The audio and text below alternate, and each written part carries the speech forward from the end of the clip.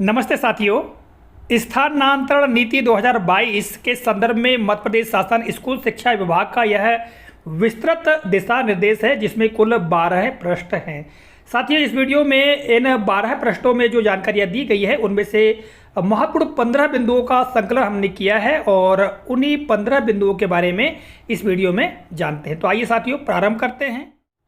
बिंदु क्रमांक 1, शिक्षण सत्र प्रतिवर्ष एक निश्चित समय पर प्रारंभ होता है, अतः इस स्थानांतरण नीति का प्रमुख उद्देश्य शिक्षण सत्र प्रारंभ होने से पूर्व विद्यालयों में शिक्षकों की युक्त उपलब्धता सुनिश्चित करना है।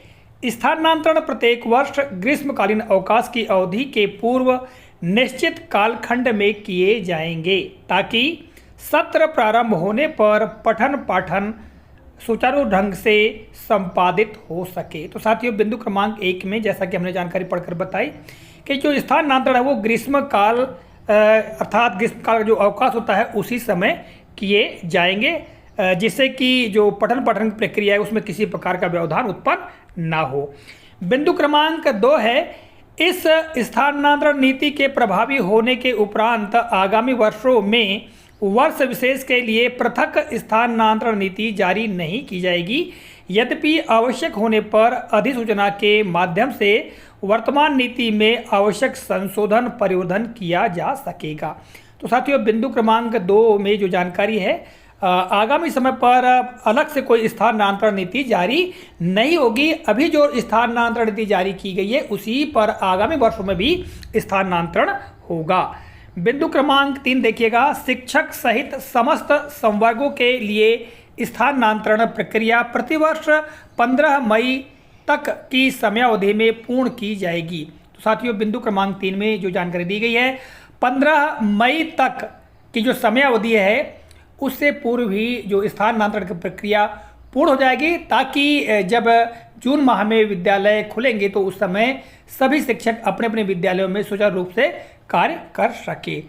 बिंदु क्रमांक 4 देखिएगा, प्रशासनिक आधार पर स्थानांतरण प्राथमिकता पर किए जाएंगे। इसके पश्चात रिक्तियों की उपलब्धता के आधार पर स्वैच्छिक स्थानांतरण किए जाएंगे। तो साथियों, सबसे पहली प्राथमिकता प्रशासनिक स्थानांतरण को है।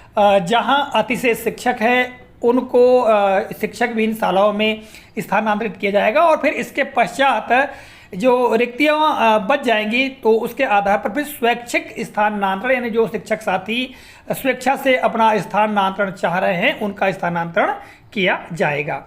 5वां बिंदु है, समस्त स्वैच्छिक एवं प्रशासनिक स्थानांतरण आदेश एजुकेशन पोर्टल के माध्यम से निर्धारित प्रारूप में ऑनलाइन जारी किए जाएंगे एवं एम शिक्षा मित्र मोबाइल ऐप पर संबंधितों को उपलब्ध होंगे। तो साथियों, स्पष्ट कर दिया गया है कि ये जो स्थानांतरण ऑनलाइन ही जारी किए जाएंगे और सभी शिक्षकों के पास में एम शिक्षा मित्र मोबाइल ऐप है और उसी पर ये जो स्थानांतरण आदेश है वो उपलब्ध होंगे।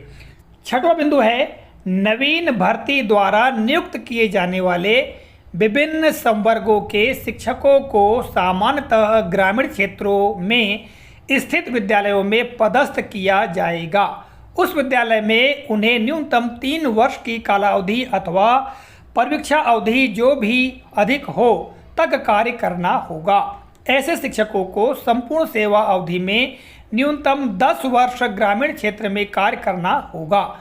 नवनियुक्त शिक्षकों को सेवा में उपस्थिति से पूर्व तत्संबंधी वचन पत्र प्रस्तुत करना होगा। विशेष विद्यालयों में चयन परीक्षा से चयनित शिक्षकों के लिए इस हेतु शिथिलता दी जाएगी। तो साथियों, बिंदु क्रमांक 6 में जो जानकारी है कि जो नवनियुक्त शिक्षक होंगे उनको ग्रामीण क्षेत्र के जो विद्यालय है उनमें पदस्थ किया जाएगा और जो परीक्षा अवधि 3 वर्ष की होती है, ठीक है, तक उन्हें वहां कार्य करना होगा। इसके अलावा 10 वर्ष तक ग्रामीण क्षेत्र में ही उन शिक्षकों का अर्थात नवनियुक्त शिक्षकों को कार्य करना होगा और जब भर्ती होगी उसके पहले ही उनको वचन पत्र भरना होगा, अर्थात जो बांड है वो भरना होगा। बिंदु क्रमांक 7 है, स्वैच्छिक स्थानांतरण हेतु संबंधित लोक सेवक द्वारा अपनी यूनिक आईडी पासवर्ड के माध्यम से एजुकेशन पोर्टल पर लॉगिन कर ऑनलाइन आवेदन करना होगा।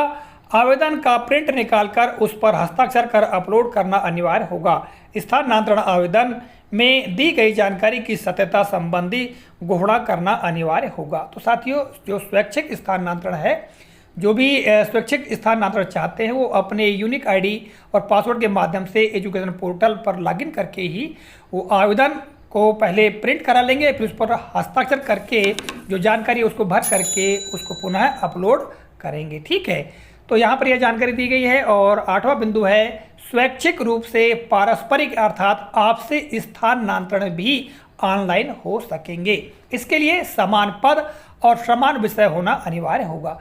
तो साथियों, जो आपसे स्थानांतरण की बात करें तो ये भी होंगे और ये भी ऑनलाइन ही होंगे। इसके लिए आवश्यक है कि जो पद है वो समान होना चाहिए और विषय भी समान होना चाहिए। 9वां बिंदु है स्वैच्छिक स्थानांतरण होने के पश्चात आगामी 3 शैक्षणिक सत्र तक विशेष परिस्थितियों को छोड़कर ऐसे शिक्षक को के स्वैच्छिक स्थानांतरण आवेदन पर विचार नहीं किया जाएगा। जिस शिक्षक ने स्वैच्छिक स्थानांतरण चाहा है अर्थात उसका स्वैच्छिक स्थानांतरण हुआ है, तो फिर आगामी 3 साल तक उसका स्वैच्छिक स्थानांतरण हेतु आवेदन पर विचार नहीं होगा, अर्थात 3 साल तक स्वैच्छिक स्थानांतरण नहीं होगा। ठीक है, यदि कोई विशेष परिस्थिति आती है तब की बात अलग है, किंतु 3 साल तक किसी तरह से भी स्वैच्छिक स्थानांतरण नहीं होंगे। 10वां बिंदु है अतिशेष शिक्षक भी अन्य शिक्षकों की भांति ऑनलाइन स्वैच्छिक स्थानांतरण प्रक्रिया में भाग लेंगे। अतिशेष शिक्षकों को कंडिका 3.1.2 अनुसार प्रत्येक श्रेणी में स्थानांतरण हेतु वरीयता प्राप्त होगी। तो साथियों, जो जिस विद्यालय में अतिशेष शिक्षक हैं तो अतिशेष शिक्षक भी स्वैच्छिक स्थानांतरण के लिए आवेदन कर सकेंगे और अपना जिस भी विद्यालय में जाना चाहते हैं, ठीक है, उसके लिए भी आवेदन कर सकेंगे। और यहाँ पर कंडिका 3.1.2 जो दी गई है साथियों, यदि आप दिशा निर्देश का अवलोकन करेंगे तो आपको ये कंडिका देखने को मिलेगी। तो इस कंडिका के अनुसार जो अतिशय शिक्षक है उनको प्राथमिकता मिलेगी। 11वां बिंदु है प्रतिबंध अवधि में भी आवश्यकता अनुसार समय समय पर अतिशय शिक्षकों के प्रशासनिक आधार पर स्थानांतरण शिक्षकों की कमी वाली संस्थाओं में किए जा सकेंगे। यदि कोई प्रतिबंध अवधि है तो उस समय भी अतिशय शिक्षक है तो उनके स्थानांतरण प्रशासनिक आधार पर शिक्षक विहीन शालाओं में या जहाँ शिक्षक कम है वहाँ पर किए जा सकेंगे। 12वां बिंदु है अध्यापक, शिक्षाकर्मी, संविदा शिक्षक, गुरुजी जैसी भी स्थिति हो यदि उनकी नवीन संवर्ग में नियुक्ति नहीं हुई है अर्थात सम्मिलन नहीं हुआ है, उनको अतिशेष घोषित कर अन्यत्र पदस्थ नहीं किया जाएगा, चूंकि ऐसे लोक सेवकों की नियुक्ति संस्था विशेष के लिए की गई है। इन्हें अध्यापक हो या शिक्षाकर्मी या संविदा शिक्षक, गुरुजी, ये जो पद है यदि इनका सम्मिलन नहीं हुआ है, ठीक है, तो ऐसे अध्यापक, शिक्षाकर्मी, संविदा शिक्षक या गुरुजी का स्थानांतरण नहीं होगा। ठीक है। और 13वां बिंदु है समस्त प्रशासनिक आधार पर स्थानांतरण विभागीय मंत्री जी के अनुमोदन उपरांत आयुक्त लोक शिक्षण द्वारा ऑनलाइन जारी किए जाएंगे। 14वां बिंदु है जिन अधिकारियों कर्मचारियों की सेवानिवृत्ति में 1 वर्ष या उससे कम समय शेष है तो ऐसे शिक्षकों या अधिकारियों कर्मचारियों का सामान्यतः प्रशासनिक स्थानांतरण नहीं किया जाएगा।